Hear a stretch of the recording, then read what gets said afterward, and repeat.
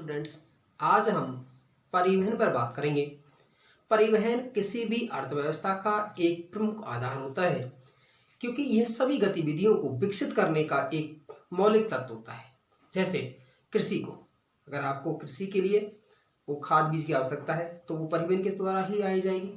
साथ ही साथ यदि आपको निर्मित माल है उद्योगों तक पहुंचाना है, और उद्योगों से जो आपका पुनर्निर्मित माल है उसको यदि मार्केट तक पहुंचाना है तो सारा काम व्यक्तियों के आपका परिवहन के द्वारा किया जाएगा। दूसरी तरफ आप देखते होंगे कि परिवहन के द्वारा ही वस्तुओं और व्यक्तियों का आवागमन है आपका किया जाता है। पहली चीज आती है परिवहन क्या है।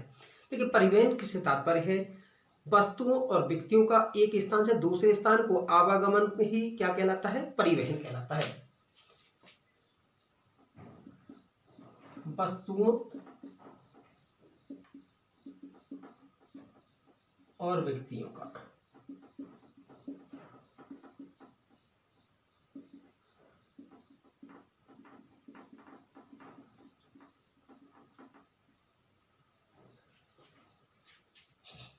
सर्विस गुड्स, अर्थात गुड्स और आपका लोगों का ही, पीपल का ही एक स्थान से दूसरे स्थान को आवागमन करना ही परिवहन कहलाता है।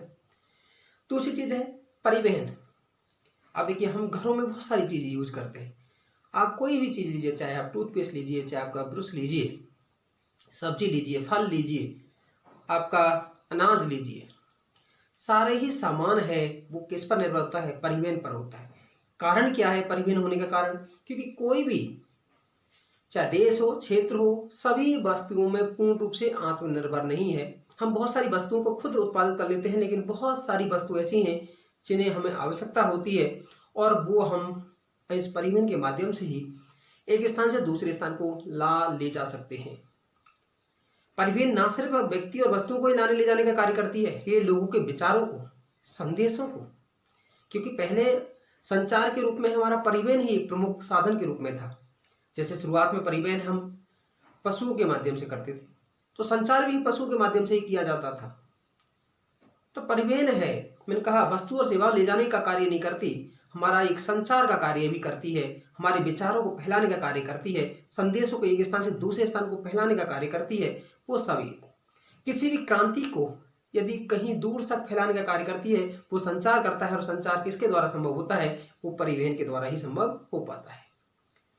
दूसरी चीज आती है कि भाई ये जो परिवहन है, ये परिवहन कितने प्रकार का होता है। जैसे हमें दिखता है परिवहन को हम सामान्य रूप से स्थल पर कहीं दिखता है उसको स्थल परिवहन, जल पर दिखता है जल परिवहन, और आपका यदि एयर में है तो आपका वायु परिवहन।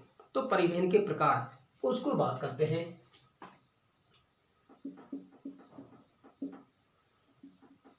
परिवहन के प्रकार, मीन्स ऑफ ट्रांसपोर्टेशन कितने प्रकार का होता है।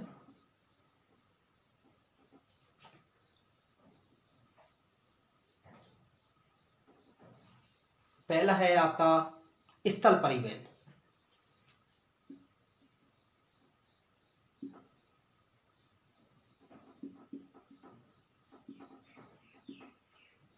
Land transportation. दूसरा है जल परिवहन, वाटरवेज आपका। और नेक्स्ट है वायु परिवहन।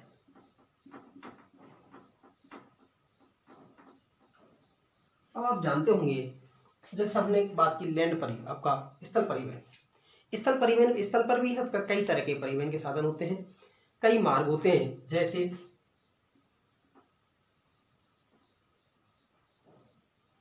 आपका सड़क परिवहन, रोडवेज,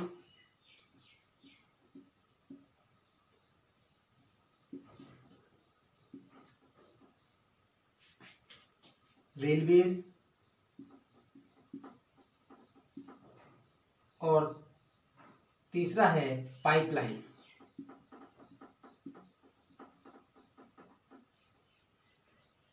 जैसे पाइपलाइन है सागर में भी बिछाई जा सकती है पाइपलाइन। जल परिवहन की बात करते हैं तो ये आपके दो प्रकार का होता है, एक इनलैंड वाटरवे आंतरिक, जो देश की सीमाओं के मध्य में होता है।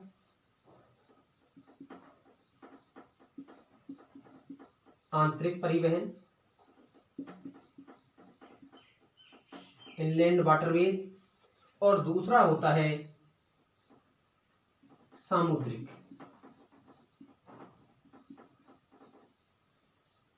सामुद्रिक परिवहन, ओवरसीज वाटरवेज। एयरवेज की बात करते हैं तो एयरवेज दो प्रकार का ही होता है। एक होता है डोमेस्टिक, घरेलू, और दूसरा होता है आपका अंतर्राष्ट्रीय, इंटरनेशनल। अंतर्राष्ट्रीय एयरवेज आपका अंतर्राष्ट्रीय वायु परिवहन। घरेलू परिवहन है वो आपका दो प्रकार का होता है। एक होता है सार्वजनिक आपका परिवहन, और एक होता है हमारा निजी परिवहन आपका।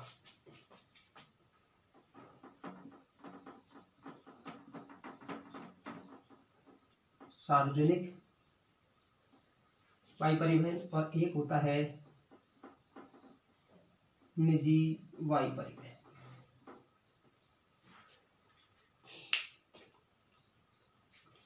दूसरी चीज आती है कि आपका जो ये आपका ये प्राइवेट एयरलाइंस, और दूसरा आता है आपका पब्लिक एयरवेज, या आपका पब्लिक अंडरटेकिंग, कहते हैं इसको पब्लिक अंडरटेकिंग।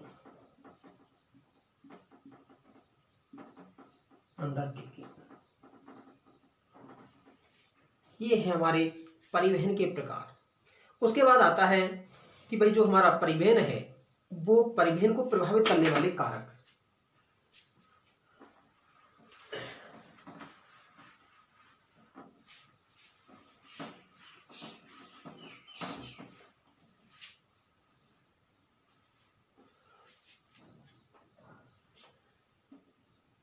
परिवहन को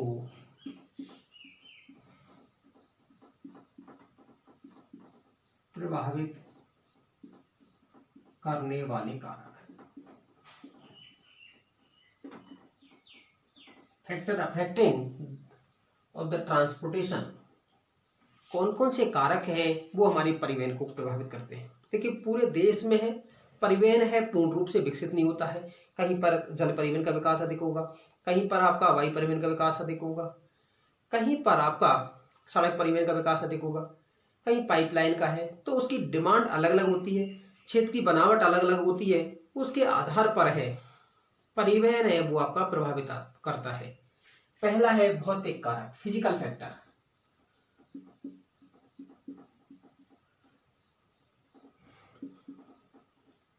देखिए जो भाग मैदानी होगा, जनसंख्या जहां अधिक होगी, कृषि उत्पादन अधिक होगा।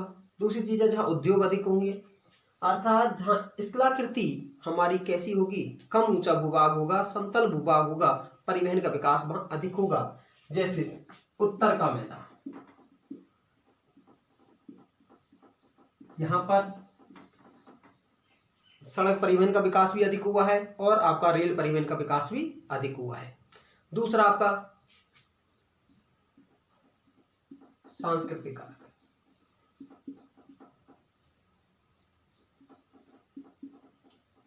देखिए कल्चरल फैक्टर, सांस्कृतिक कारक, जैसे कि पश्चिमी मरुस्थल है, वहां पर है आपका परिवहन का विकास कम हुआ है, अर्थात सड़क मार्ग रेल मार्गों का जाल है वो कम पाया जाता है। पर्वतीय क्षेत्र है वहां भी आपका कम पाया जाता है, लेकिन जहां पर्यटन के केंद्र के रूप में है वहां परिवहन का विकास है वो आपका अधिक हुआ है। तो ये सांस्कृतिक कारक। इसमें दूसरा चीज हम जोड़ सकते हैं सामाजिक कारक भी, जहां जनसंख्या अधिक है परिवहन का विकास अधिक है। क्यों? क्योंकि परिवहन की मांग क्या है वहां पर अधिक है। नेक्स्ट है आर्थिक कारक।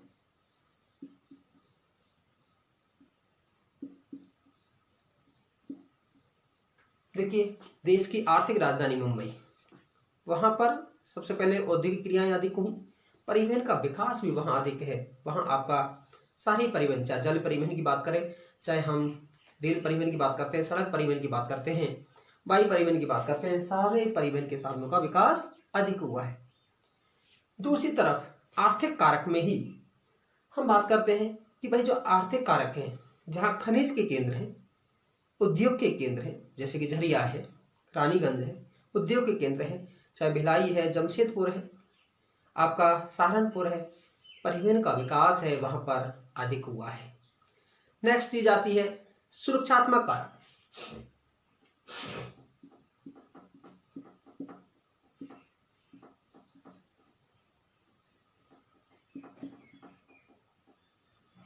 देखिए, हमें देश की सुरक्षा संबंधी काम को है ठीक से करने के लिए भारत में है बीआरओ का निर्माण किया गया है, 1960 में किया गया, जो कि सीमावर्ती क्षेत्रों में है सड़कों का निर्माण करता है।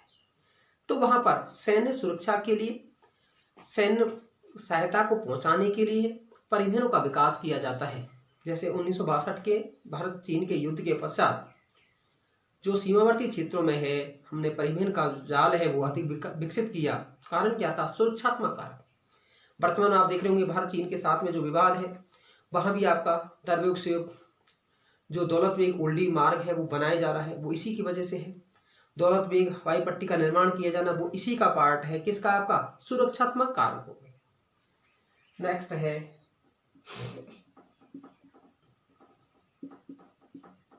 राजनीतिक कारक, पॉलिटिकल फैक्टर। देखिए, राजनीतिक कारक सरकार की नीतियां भी, कोई सरकार है किस क्षेत्र विशेष में आपका परिवहन को विकसित करने का अधिक संकल्प लेती है, कोई सरकार है राष्ट्रीय राजमार्गों को विकास करती है, कोई सरकार है ग्रामीण सड़कों पर अधिक बल देती है, जैसे कि वाजपेयी सरकार ने है आपका प्रधानमंत्री ग्राम सड़क योजना, जिसमें गांवों को जोड़ने का योजना है वो आपका क्रियान्वित की। वर्तमान सरकार है नगरों को जोड़ने का जो कार्य है, अर्थात राजनीतिक इच्छा शक्ति भी सड़कों के विकास को, उनके वितरण को, उनके घनत्व को है वो आपका प्रभावित करती है। नेक्स्ट है पर्यटन। जो क्षेत्र पर्यटन के केंद्र के रूप में विकसित हो या किए जाते हैं, वहां सड़क आपका परिवहन का विकास है वो आपका अधिक किया जाता है। जैसे हम इसके एग्जांपल लें, आपका वैष्णो देवी, वहां आपके रेल मार्गों का विकास किया जाना, या आपका वायु मार्ग हवाई पट्टी का निर्माण किया जाना, और साथ ही साथ है आपका एयरवेज के माध्यम से है सुविधा उपलब्ध कराना, वो सब किसका हिस्सा है? हमारा पर्यटन केंद्र के रूप में। कहीं रोपवे का निर्माण करना, वो सब किसके कारण है? पर्यटन के कारण है। दूसरी तरफ हम देखते होंगे, जैसे अभी अयोध्या मंदिर का निर्माण है, तो वहाँ परिवहन का जाल है वो आपका बिछाया जाएगा, वो सब किसकी वजह से है? पर्यटन की वजह से है। कि हमें पर्यटन को विकसित करने के लिए, क्योंकि आपको पता होगा कि पर्यटन एक ऐसा उद्योग है जहाँ कम पूंजी निवेश के साथ साथ और आपका वातावरण अनुकूल उद्योग होता है, जिसमें विदेशी मुद्रा की प्राप्ति अधिक होती है और साथ ही साथ कई क्षेत्रों को रोजगार प्रदान करता है। जैसे आप देखते होंगे कि इसके द्वारा है, मान लीजिए परिवहन सेक्टर को, होटल सेक्टर को, आपका आवास अकोमोडेशन है उसको उपलब्ध कराना होगा, आपको बहुत सारे जो सामग्री है उसको जो खरीदारी होगी वो उसको रोजगार प्राप्त होगा। तो बहुत सारे क्षेत्र हैं वो इससे विकसित होते हैं। उसके बाद हम एक एक लेंगे कि भाई आपका सड़क परिवहन है, उस पर बात कर, परिवहन नहीं है। भारत में सिंधु घाटी सभ्यता के समय ही, अर्थात मोहनजोदड़ो हड़प्पा में भी नगरों का है वो एक एकीकृत विकास हुआ था। चंद्रगुप्त मौर्य के समय के देखते हैं तो उसने भी है सड़कों को है, अर्थात पश्चिम से पूरब को जोड़ने के लिए है सड़कों का जाल है वो आपका बिछाया। आप देखते हैं एक आपका शेरशाह सूरी ने ग्रांड ट्रंक रोड बनवाया, और कहा जाता है कि अशोक के जो बनाए हुए रोड थे उन्हीं को इन्होंने विकसित करके, और जो कि ग्रांड ट्रंक रोड वर्तमान जो नेशनल हाईवे 1 और 2 का जुड़ा हुआ रूप है,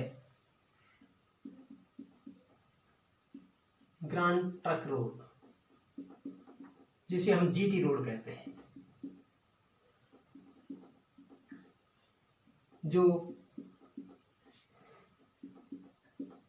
कोलकाता से पेशावर तक जाता था। दूसरी चीज आती है कि सड़क परिवहन। देखिए भारत में जो यात्री परिवहन का 83% है वो हमारा किसके द्वारा उपलब्ध होता है? सड़क परिवहन के द्वारा होता है। कारण क्या है कि देखिए, सड़क परिवहन है, हमें डोर टू डोर सुविधा उपलब्ध कराता है, कहीं भी बनाया जाना आसान है, आपका रेल मार्ग की तुलना में सस्ता होता है। दूसरी चीज़ है कि इसमें सामान है, कहीं से चढ़ाया उतारा जा सकता है, तो बहुत सारी चीज़ हैं। तो पहली चीज़ आती है कि सड़क परिवहन का महत्व क्या है।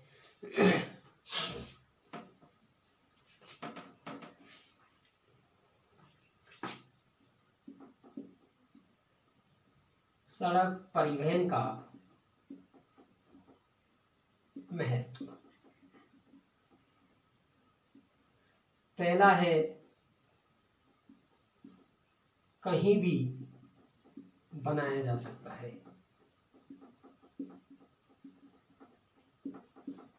जब मानव सभ्यता का विकास हुआ तो उस समय भी कौन सा परिवहन का साधन था? सड़क परिवहन था। तो पूर्व का ज्ञान है, आप इसको पहाड़ी वाले भागों में, मैदानी वाले भागों में, पठारी वाले भागों में है, वो आसानी से है वो बनाया जा सकता है। दूसरा है रेल परिवहन की तुलना में है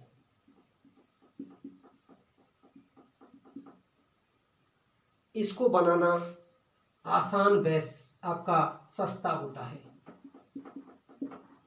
जैसे 1 किलोमीटर आपको रेल परिवहन मार्ग बिछाना है तो 200 करोड़ रुपए का खर्च होगा, लेकिन एक अच्छी श्रेणी का अगर आपको 1 किलोमीटर की सड़क बनानी है तो आप 20 करोड़ रुपए में है वो अच्छी से सड़क है वो आपकी बन सकती है।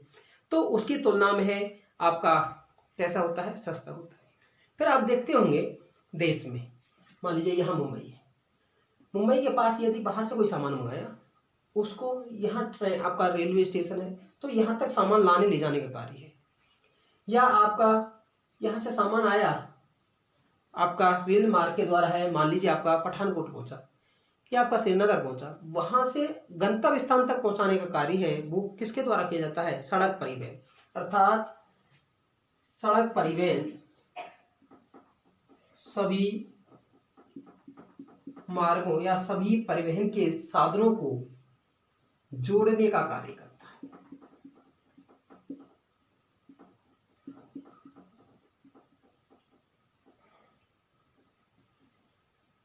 नेक्स्ट है डोर टू डोर।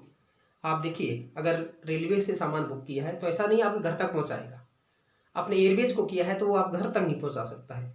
अर्थात इसमें परिवहन है आप तक गंतव्य स्थान तक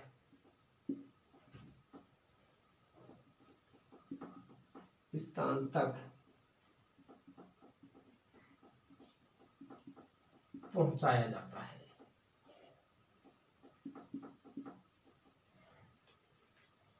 नेक्स्ट, अब आपने कार से जा रहे हैं, आप ट्रक से जा रहे हैं, तो इसमें सामान चढ़ाना और उतारना आसान होता है। सामान चढ़ाना व उतारना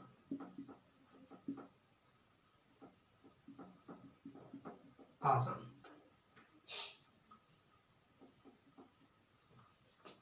दूसरी चीज है इसमें बहुत सारी सुविधाएं उपलब्ध होती हैं, चाहे आप कार से जाना चाहें, आपका बस से जाना चाहें, अर्थात आप इसको व्यक्तिगत रूप से है हायर करके ले जा सकते हैं।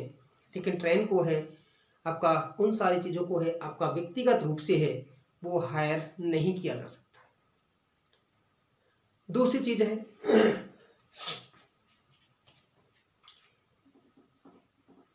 तीव्र तर्क साधन।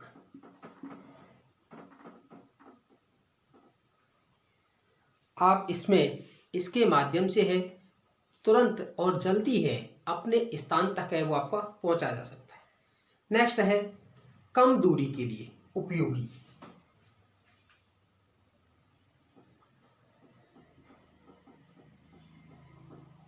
कम दूरी के लिए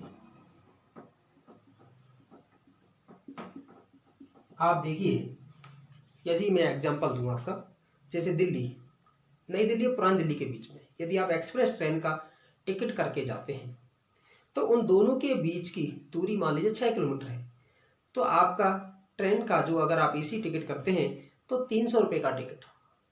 और वही दूरी को अगर आप ऑटो से, बस से जाते हैं तो आप 10 रुपये में आपका पहुंच जाते हैं। तो कम दूरी के लिए सबसे सस्ता परिवहन का साधन है कौन सा? आपका सड़क परिवहन। दूसरी चीज़ आती है जो खराब होने वाली वस्तु है, क्योंकि मान लो रेल में अगर आपको बुक कराना है तो वहाँ पूरी जब ट्रेन बुक होती है उसके बाद है आपका चलती है। लेकिन कम दूरी और जो खराब का है, जो खराब होने वाली वस्तु है, उनका परिवहन इसी के द्वारा किया जाता है। खराब होने वाली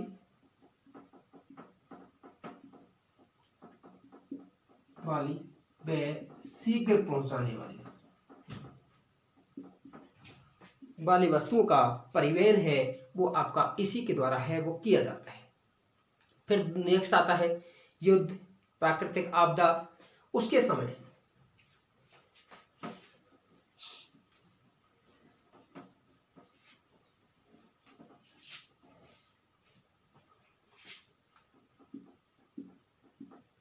युद्ध, प्राकृतिक आपदा, चाहे वो अकाल हो, चाहे कोई महामारी हो, चाहे बाढ़ हो, सूखा हो, उसमें सड़क परिवहन है वो सबसे अधिक प्रगतिशील होता है। नेक्स्ट है कृषि के विकास के लिए।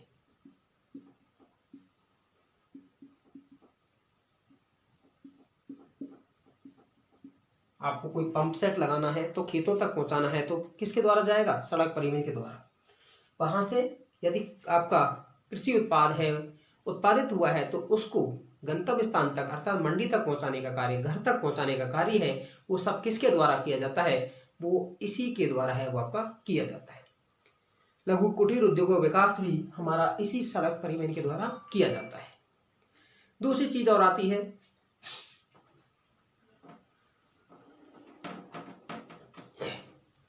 भारत में मार्च 2017 में आपका सड़क परिवहन की कुल लंबाई 98,97,681 किलोमीटर, जो कि विश्व का द्वितीय सबसे बड़ा सड़क मार्ग है। दूसरी चीज है सड़क मार्गों का विकास द्वितीय विश्व युद्ध के बाद भारत में है वो शुरू हुआ, और वो आपका 1943 में एक योजना बनी और उसे कहा जाता है नागपुर योजना।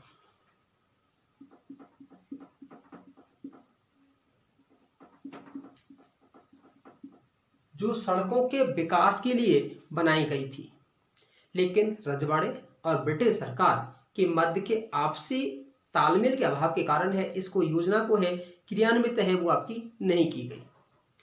उसके बाद में इनकी दशा और दिशा सुधारने के लिए 1961 में एक 20 वर्षीय योजना शुरू की गई। वर्तमान में हम सड़कों को है नियमन नियंत्रण के आधार पर कई वर्गों में है आपका बांटते हैं, उनको हम एक एक बात आपका उस पर वर्गीकरण को है वो आपका विस्तृत करते हैं। जैसे नेशनल हाईवे है, स्टेट हाईवे है, डिस्ट्रिक्ट रोड है, आपका रूरल रोड है, ग्रामीण सड़कें हैं, बॉर्डर रोड हैं, आपका प्रधानमंत्री ग्रामीण सड़क है, आपका NSDP है, नेशनल हाईवे डेवलपमेंट प्रोजेक्ट है। उन सबको है हम बारी बारी से लेते हैं। उससे पहले एक और छोटा सा पूछ लेते हैं कि भारत में सड़कों की सबसे ज्यादा लंबाई राज्यों के आधार पर महाराष्ट्र में है और सबसे कम सिक्किम में है। उसके बाद हम बात करते हैं, सबसे पहले नेशनल हाईवे को ले लेते हैं।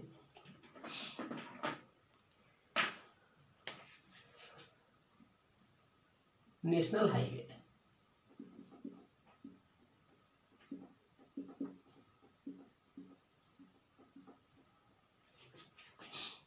राष्ट्रीय राजमार्ग।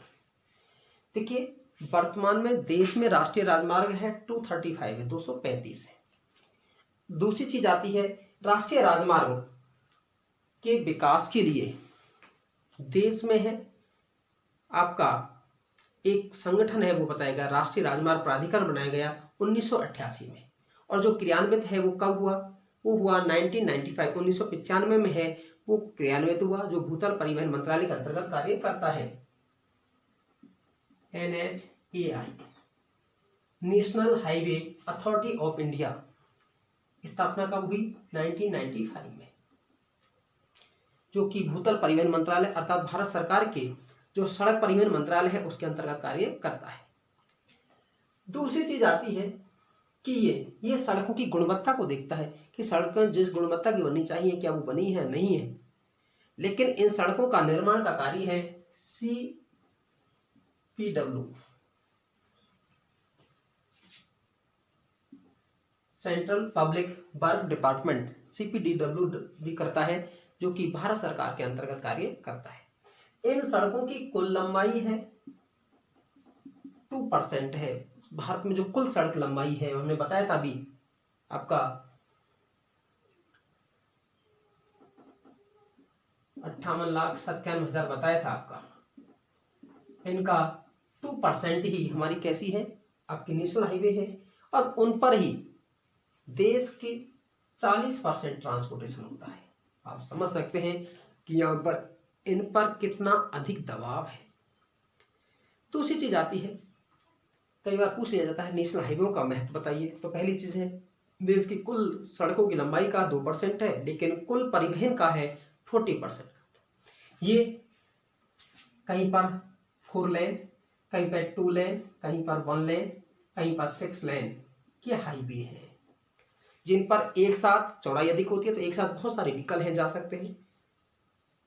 जब आपका रोड चौड़े होंगे तो बताइए स्पीड क्या होगी, परिवहन के साधनों की गति है वो क्या होती है, तीव्र होती है। तो बहुत सारी चीज हैं आप इसमें बता सकते हैं। दूसरी चीज है जब आपकी इमरजेंसी होती है, आपातकाल होता है, उस समय ये आपके जो सड़कें हैं इनको हम आपका जो वायुयान है उनके लिए भी यूज है, हवाई पट्टी के रूप में है, एयर आपका ट्रिप के रूप में है, आपका इसे एयर स्ट्रिप के रूप में है यूज कर सकते हैं। तो ये सारे उसके इंपॉर्टेंट है। आपको कई बार पूछ लेता है नेशनल हाईवे के महत्व को बताइए। अब दूसरी चीज आती है नेशनल हाईवे। हम कुछ इंपॉर्टेंट नेशनल हाईवे पर बात कर लेते हैं।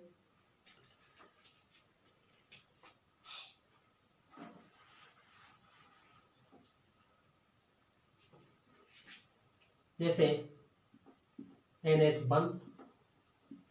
NH1 है, मैंने कहा था कि जो यहां से चलता था आपका यहां दिल्ली तक, आपका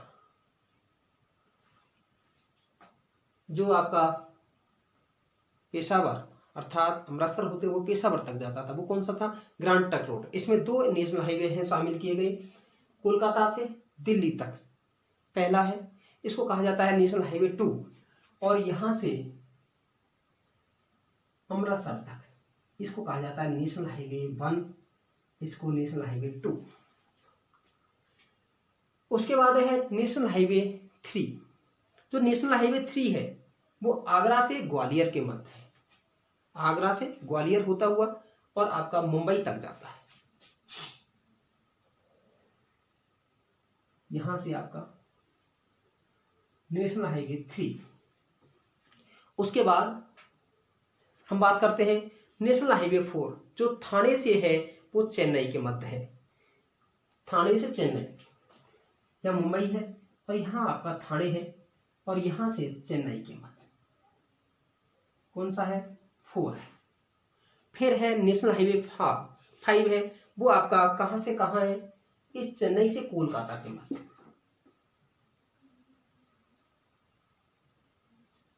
ये है आपका नेशनल हाईवे 5।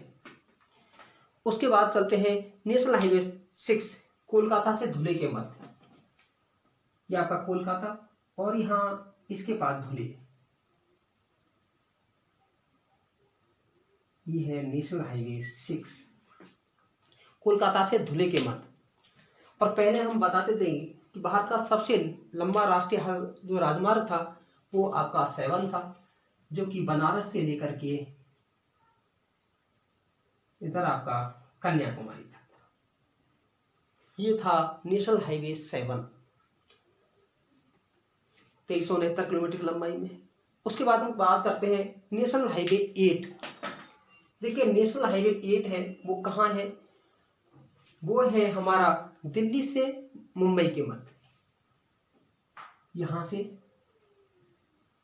राजस्थान होता हुआ, इधर से होता हुआ, ये है नेशनल हाईवे 8 जो कि भारत का सबसे बिजी राष्ट्रीय राजमार्ग है। उसके बाद हम बात करते हैं राष्ट्रीय राजमार्ग संख्या है 9, और वो जो 9 है वो है मुंबई से विजयवाड़ा के मध्य, यहां से लेकर के यहाँ विजयवाड़ा के मध्य, और आपका जो 10वां है दिल्ली से लेकर के दिल्ली है और यहाँ फाजिल्का के मध्य। सीमावर्ती बात करते हैं तो यहाँ 15 है, इस तरह से नेशनल हाईवे 15। वर्तमान में भारत का सबसे लंबा राष्ट्रीय राजमार्ग 44 है, जो कि कहां से कहां निकलता है, ये श्रीनगर से ऐसे शुरू होता है और कन्याकुमारी 44, श्रीनगर से कन्याकुमारी।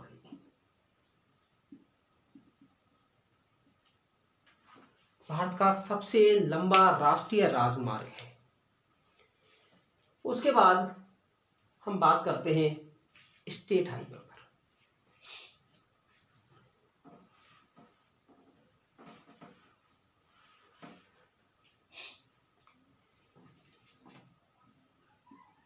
दूसरा है state highway.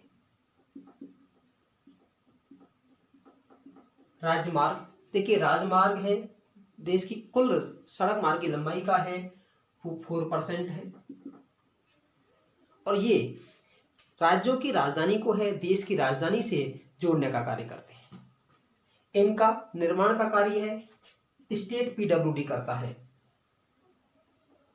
PWD state PWD करता है, अर्थात राज्य का लोक निर्माण विभाग करता है। Third district road.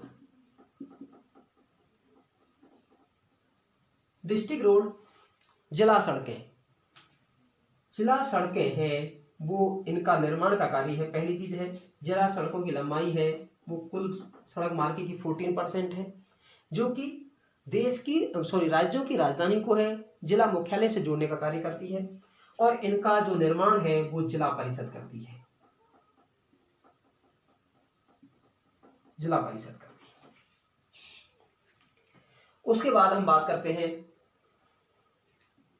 ग्रामीण सड़कें, रूरल रोड। देखिए ग्रामीण सड़कें हैं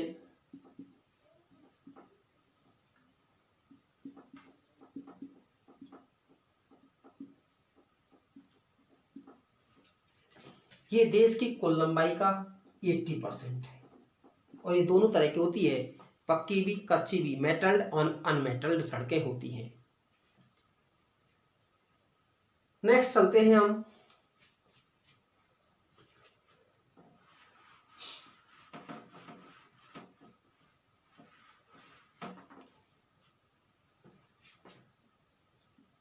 पांचवी आती है BRO, बॉर्डर रोड ऑर्गेनाइजेशन, अर्थात उसको हम कहते हैं यहां पर इनका जो सीमावर्ती सड़कें, सीमावर्ती सड़कें। जब भारत चीन का युद्ध हुआ 1962 में, उसके बाद इन सड़कों की आवश्यकता महसूस हुई, और उसके बाद में 1960 में, उससे पहले 1960 में है आपका BRO की स्थापना की गई, जो कि सीमावर्ती क्षेत्रों में सड़कों का निर्माण कार्य करती है। जैसे ये आपका बॉर्डर एरिया पर, आपका यहाँ पर जैसे भारत की सबसे ऊंची जो सड़क है लेह मनाली है वो आपका BRO ने ही निर्मित की है। आप देखेंगे पिथौरागढ़ में है, अर्थात जो सीमावर्ती क्षेत्रों में जो सड़कों का कार्य करता है वो कौन करता है, BRO करता है, जिसने लगभग 40,000 किलोमीटर लंबी सड़क बनाई है। अभी भी जो आपका देखा होगा जो भारत और चाइना के मध्य में जो विवाद था, वहां भी सड़क निर्माण कार्य कौन कर रहा था, BRO कर रहे थे। ठीक है, उसके बाद एक थी प्रधानमंत्री सड़क योजना, प्रधानमंत्री ग्रामीण सड़क योजना, PMGSY। और ये वाजपेयी सरकार ने है 2001 में शुरू की। और उसमें क्या पैमाना रखा गया कि जो मैदानी क्षेत्र है वहां पर जिन गांवों की जनसंख्या 500 व उनसे अधिक, तथा जो पर्वतीय मरुस्थलीय क्षेत्र है जहां जनसंख्या है 250 या उससे अधिक है, उनको वर्ष अर्थात हम जो आपकी सदाबहानी सड़कों के माध्यम से है लोगों को जोड़ना, ये था हमारा प्रधानमंत्री सड़क योजना, जिस पर कार्य अभी भी चल रहा है। उसके बाद में एक योजना आती है आपकी NSDP,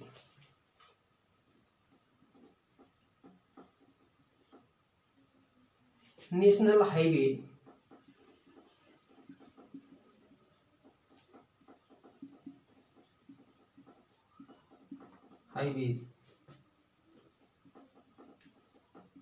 डेवलपमेंट प्रोजेक्ट,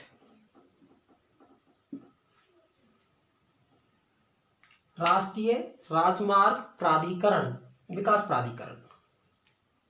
और जो वाजपेयी सरकार ने शुरू किया, इसके कई चरण हैं। इसका पहला चरण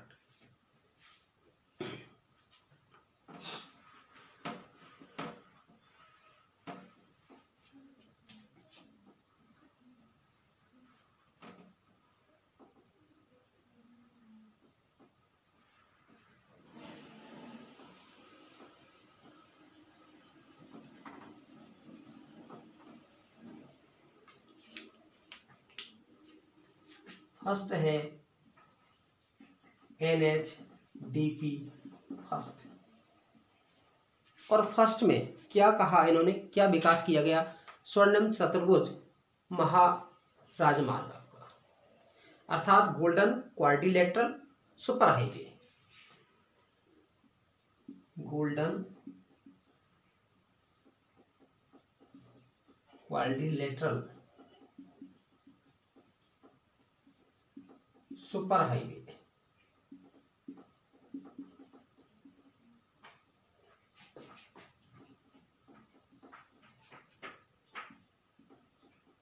स्वर्णिम चतुर्भुज महापरियोजना।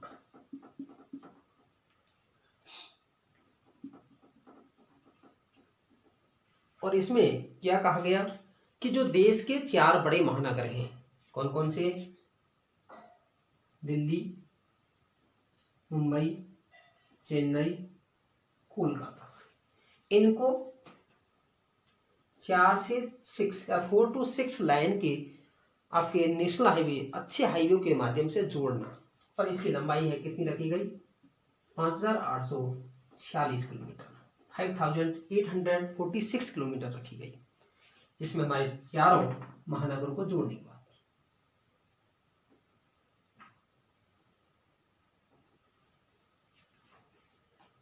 दूसरा जो इसका चरण है,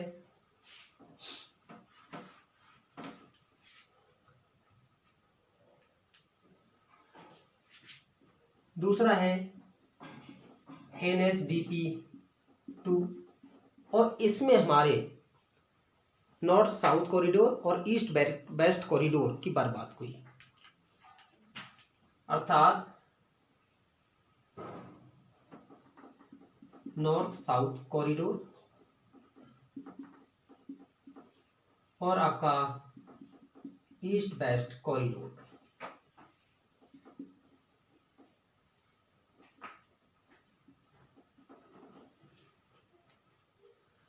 अगर उत्तर दक्षिण कॉरिडोर की बात करें या गलियारा की बात करते हैं, ये कहां से शुरू होता है? ये श्रीनगर से शुरू होता है और कन्याकुमारी तक।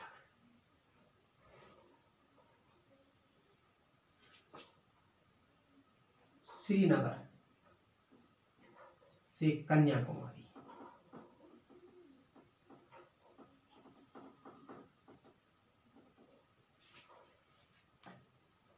दूसरा है जो इसका हम बात करते हैं कितने किलोमीटर की लंबाई में है, ये लगभग आपका 4000 किलोमीटर, 4016 किलोमीटर की लंबाई में है। और ईस्ट वेस्ट कॉरिडोर है 3640। जो ईस्ट वेस्ट कॉरिडोर है ये आपका पोरबंदर, पश्चिम में पोरबंदर और आपका असम में सिलचर,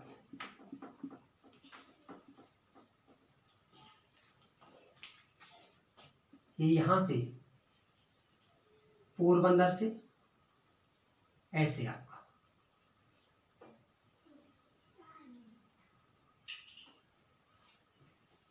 आपका ईस्ट वेस्ट कॉरिडोर है। ईस्ट वेस्ट कॉरिडोर, ये नॉर्थ साउथ कॉरिडोर है। उसके बाद है NSDP 3, 4, 5, 6, 7।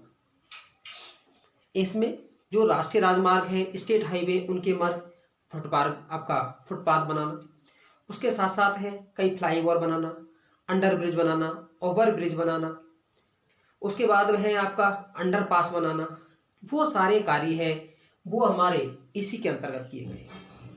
एक और थी, इसी का एक भाग और था, 380 किलोमीटर की लंबाई में है, जो हमारे 12 राष्ट्र आपके जो पोर्ट हैं, अर्थात कांडला, मुंबई, आपका मंगलौर, कोचीन, तूतीकोरिन, चेन्नई, एन्नौर, न्यूवासोवा, विशाखापट्टनम और आपका कोलकाता है, उनको भी 4 to 6 लाइन के जो हमारे राष्ट्रीय राजमार्ग हैं उनके द्वारा जोड़ना।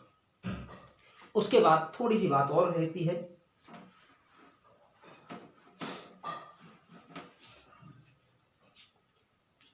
भारत में 2011 में जो सड़क मार्ग का घनत्व है वो कितना था? 142.68 किलोमीटर पर 100 किलोमीटर, 100 वर्ग किलोमीटर। और सबसे ज़्यादा जो घनत्व है वो कहाँ है? वो सबसे ज़्यादा घनत्व है वो आपका केरल राज्य में, और सबसे कम J&K में था आपका। उसके बाद हम बात करते हैं कि देखिए देश में जो सबसे बड़ा एक्सप्रेस वे वो कौन सा है? वो है आगरा से लखनऊ,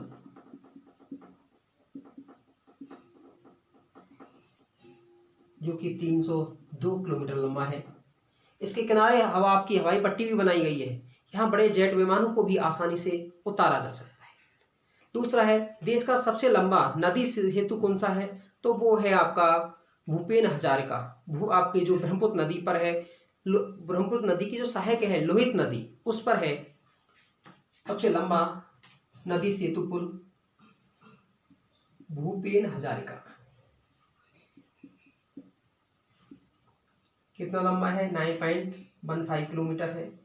और जो ब्रह्मपुत्र की सहायक नदी है आपकी लोहित पर है।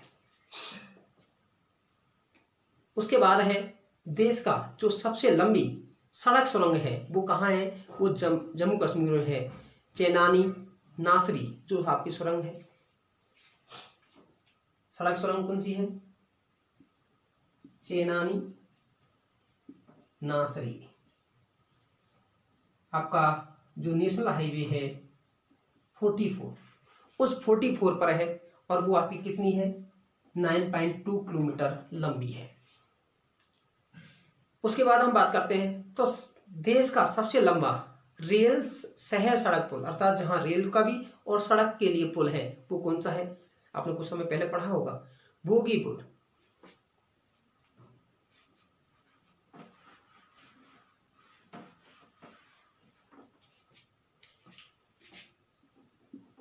रेल सड़क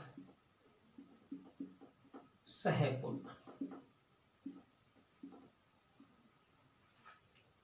और वो मैंने बताया था 4.94 किलोमीटर की लंबाई में है। दूसरी चीज है वो कहाँ है? ये असम के डिब्रूगढ़ के समीप है, ब्रह्मपुत्र नदी पर है।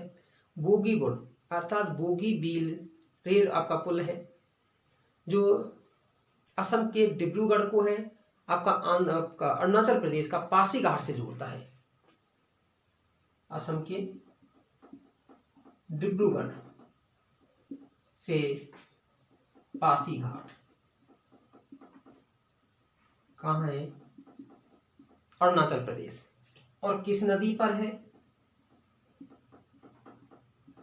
ब्रह्मपुत्र नदी पर। एक और छोटा सा हमारा रह गया कि भारत में सबसे छोटा जो राष्ट्रीय राजमार्ग कौन सा है, नेशनल हाईवे, वो है 47A जो कि केरल में है, वेम्बनाड झील में 6 किलोमीटर लंबा है। केरल में वेम्बनाड झील में है, वेलिंगटन द्वीप में। न्यूजीलैंड नहीं आपका, यहां पर है आपका केरल में। तो ये था हमारा